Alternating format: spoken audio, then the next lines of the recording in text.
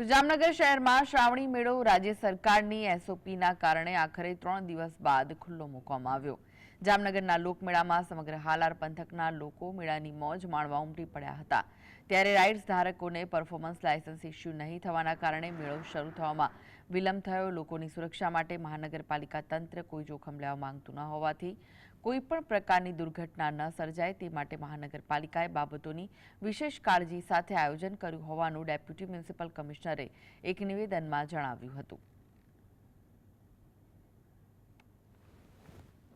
જે ગુજરાત સરકારશ્રીની જે ગાઈડલાઈન છે એ પ્રમાણે આ વખતે ઓવરક્રાઉડેડ ન થઈ જાય અને કોઈ એવું સંભવ થાય તો માણસો જલ્દીથી આ મેદાનમાંથી બહાર નીકળી શકે, કોઈ ફાયરનું સાધન છે એ પણ અંદર આવી શકે, એટલા માટે આ રાઇડોની સંખ્યા ઓછી કરીને જગ્યા પૂરો વિસ્તાર મળે એ બાબતની તકેદારીથી આ કામગીરી કરવામાં આવેલી છે।